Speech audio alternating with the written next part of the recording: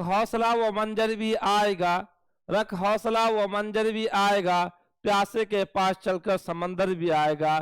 थक्का ना दे, थक्का ना बैठ मंजिल के मुसाफिर, मंजिल भी मिलेगी और मिलने का मजा भी आएगा। Hi guys, welcome all of you और आपका अपना दोस्त ए आर सर। उम्मीद करते हैं आप सभी स्टूडेंट मस्त होंगे। आज हम 10वीं क्लास का पहला चैप्टर का तीसरा लेक्चर लेके आया हूँ, बहुत ही मजेदार। आप लोग इस वीडियो को देखना ना भूले। चलिए दोस्तों, आज का टॉपिक क्या है?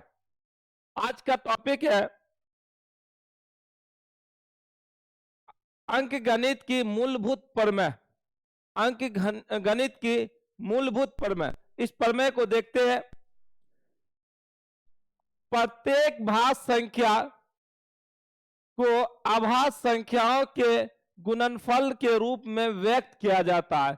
कहने का मतलब यह है, जितना भी भाज्य संख्या है, सभी भाज्य संख्या को अभाज्य संख्या के गुणनफल, अभाज्य संख्या मतलब ऐसा संख्या जो एक और स्वयं से करता है, ऐसे संख्या को हम लोग अभाज्य संख्या कहते हैं।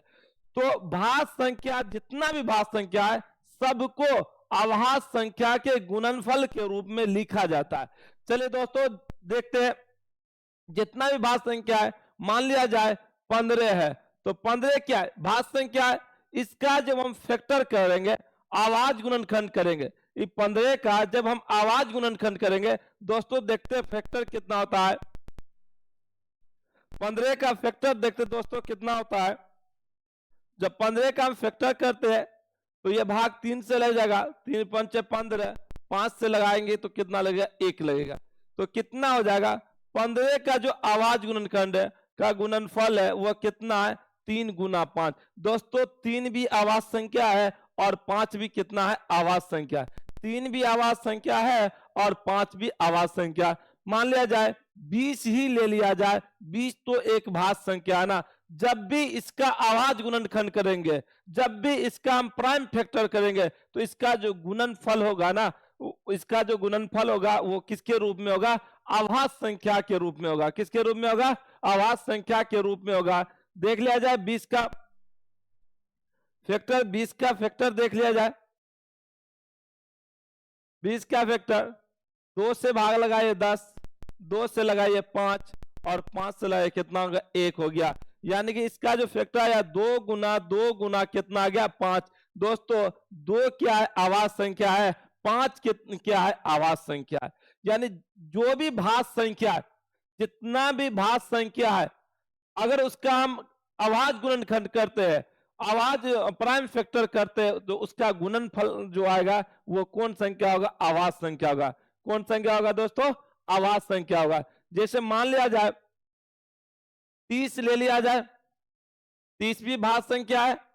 30 का फैक्टर कर लिया जाए, 30 का फैक्टर कर लिया जाए तो 30 में 2 से भाग लग जाएगा, 15 दूनी 30, फिर 3 से लग जाएगा 5, फिर 5 से लगेगा ये कितना? 1 मरते। फिर इसको क्या लिखिएगा? 2 गुना 3 अगुना 5। यानी 2 भी अभाज्य संख्या है, 3 भी अभाज्य संख्या है और क्या? 5 भी अभाज्य संख्या है। तो कहने का मूलभूत का मतलब, अंकगणितीय मूलभूत प्रमेय कहता है जितना भी भाज्य संख्या है, अगर उसका हम अभाज्य, जितना भी भाज्य संख्या है, अगर उसका हम फैक्टर करते हैं तो वो अभाज्य, उसका गुणनफल अभाज्य गुणनखंड के रूप में लिखा जाता है। तो दोस्तों ये तो समझ में आ गया होगा।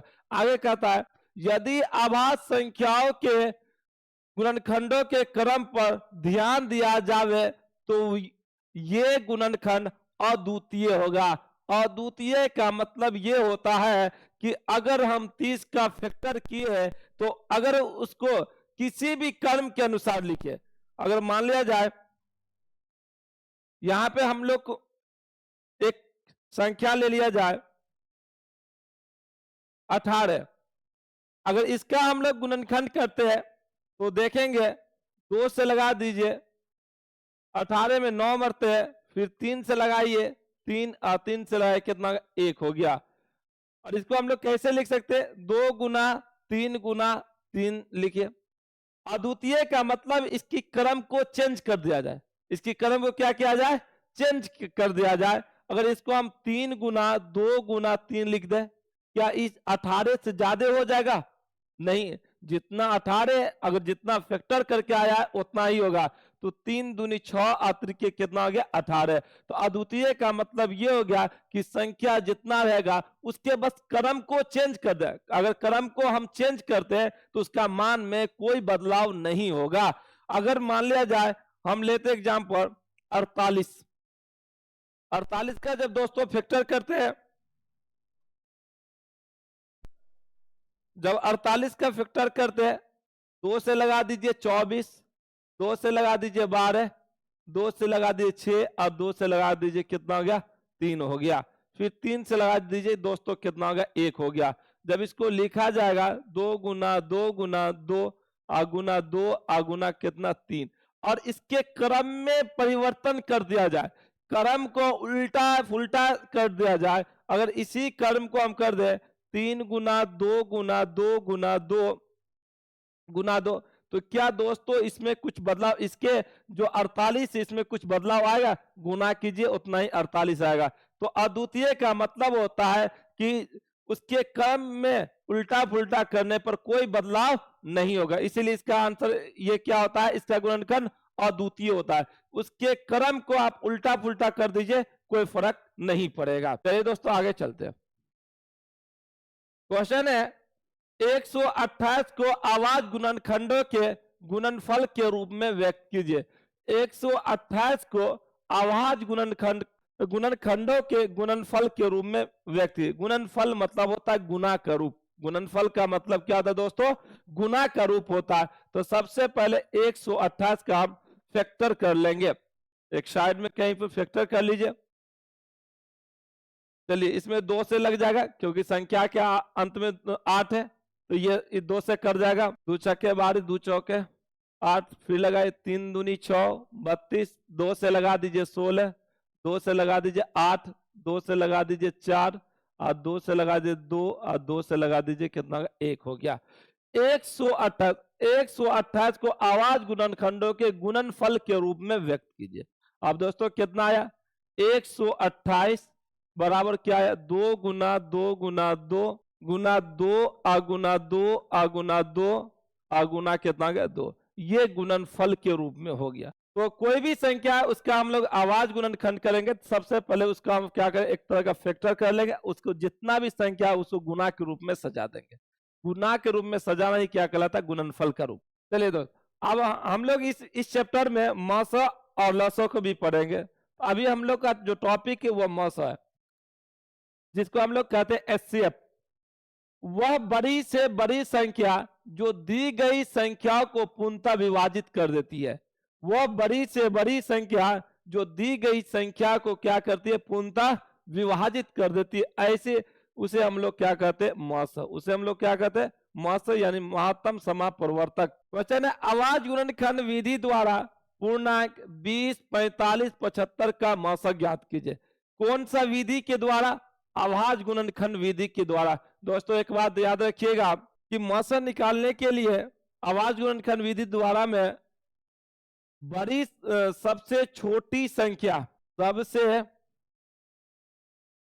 छोटी संख्या का घात लिया जाता है। सबसे छोटी संख्या का घात लिया जाता है।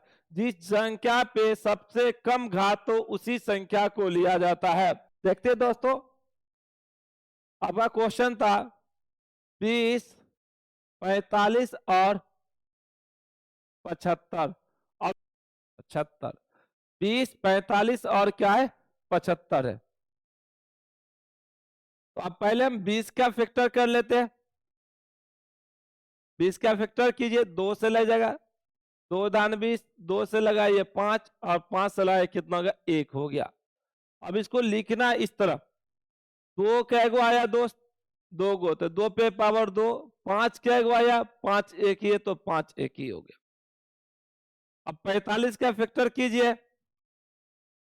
3 से लगाइए 15 45, 3 से लगाइए 5 और 5 कितना मरते? 1 मरते। तो 45 बराबर 3 के गो दोस्तों 2 गो, तो 3 पे पावर 2 गुना 5 के गो एगो, तो और 75 क्या कर लीजिए आप, 75 क्या कर लीजिए, 3 से लगाइए कितना गया 25, 5 से लगाइए 5 और 5 से लगाइए कितना हो गया 1, 75 में। तो 3 के गो दोस्तों एगो और 5 के गो 2, तो 5 पे पावर 2 हो गया। अब इसमें हमको एचसीएफ निकालना है, कितना का एचसीएफ निकालना है, 20, 45 और 75 का एचसीएफ निकालना है दोस्तों। 20, 45, 75 का क्या निकालना है, एचसीएफ निकालना है। अब देखिए हमने बताया कि सबसे पहले, अब देखिए 3 संख्या था, तीनों का हम लोग आवाज गुणनखंड किए। अब देखेंगे तीनों में आवाज गुणनखंड में कौन ऐसा संख्या जो सब में आया है, पहले ये चेकअप करेंगे कि वो कौन ऐसा संख्या जो सब में आया है। तो 2 देखिए, 2 यहाँ आवाज गुणनखंड आया है, इसमें 2 आया है क्या, नहीं आया, इसमें 2 आया है क्या, नहीं आया। जो तीनों में रहेगा और जिसपे घात कम रहेगा उसी को लिया जाता है, उसी संख्या को लिया जाता है। चलिए 3 इसमें है, 3 इसमें है क्या, नहीं है, 3 इसमें है लेकिन इसमें नहीं, ये भी नहीं लिया जाएगा। देखिए 5 इसमें भी है, 5 इसमें भी और 5 इसमें भी, लेकिन कौन ऐसा 5 जिसपे घात कम है, इस पे भी 5 एक है और इस पे भी इस पे भी घात 1 है और इस पे भी घात 1 है और इस पे घात कितना है, 2 है। इस पे घात कितना दोस्तों, 2। तो हमको कम घात वाला को लेना है, किसको लेना है, कम घात वाला को। तो अब घात 1 ही 5 होगा, ये आपका आंसर हो गया। चलिए दोस्तों, फिर हम लोग कल मिलते हैं आप लोगों के साथ। Thank you.